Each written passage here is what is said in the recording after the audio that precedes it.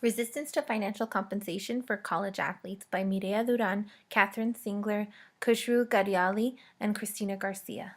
College student athletes should not be financially compensated for the following reasons. Number 1, free gear, education, board, tuition, and scholarships. 2, athletes may not be mature enough to handle the responsibility of receiving additional pay.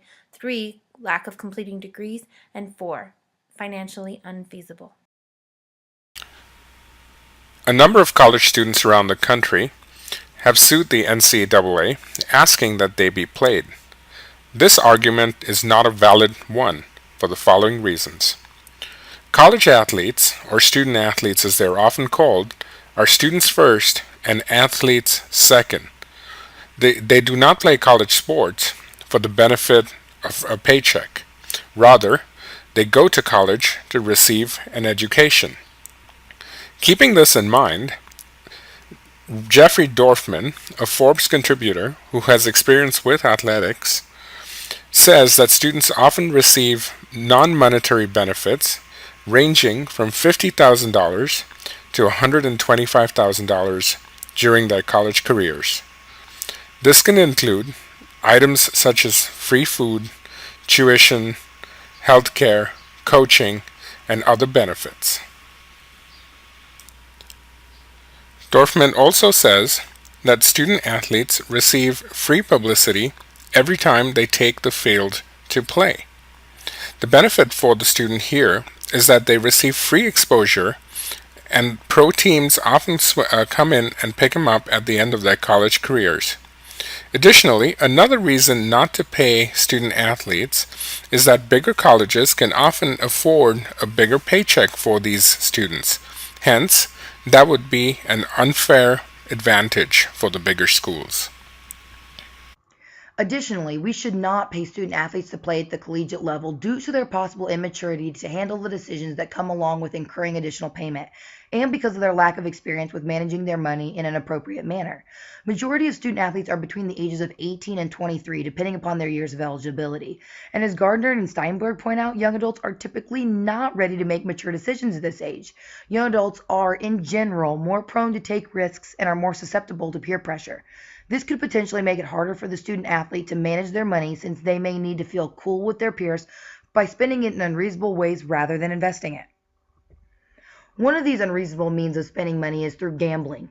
The NCAA has implemented the Don't Bet on It campaign in order to minimize gambling on collegiate sporting events by student athletes, even now when student athletes are not paid to play.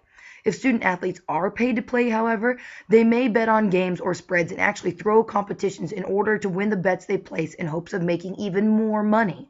So let me ask you this.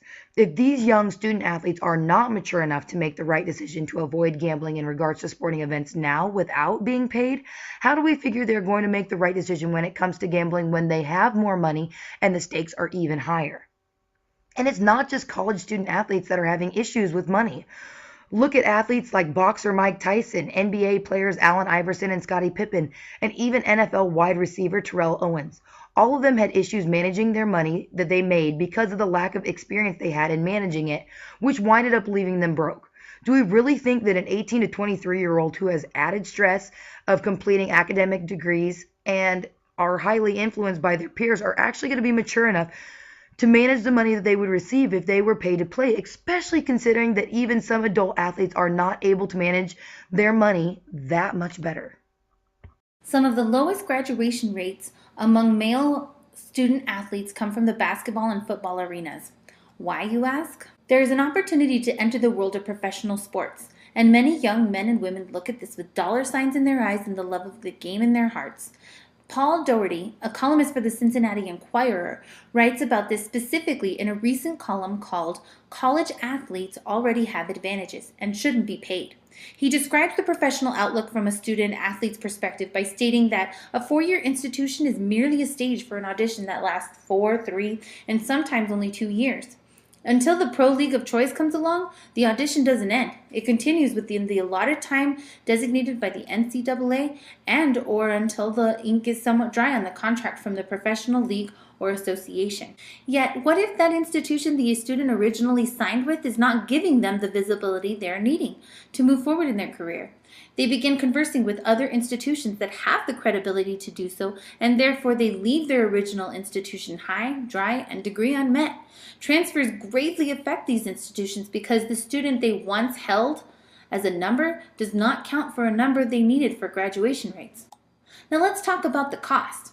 How much does it cost to attend New Mexico State University for an out-of-state student, to which many of our student athletes are? Now let's talk about the cost. How much does it cost to attend New Mexico State University for an out-of-state student, to which many of our student athletes are? Dining fees are $3,346 a year. Tuition costs, not including course fees, are $20,130 per year. Housing fees are $4,544 per year for a double occupancy room. Now, if the student leaves without completing that degree, that puts the university in a $28,020 a year hole and a degree unmet.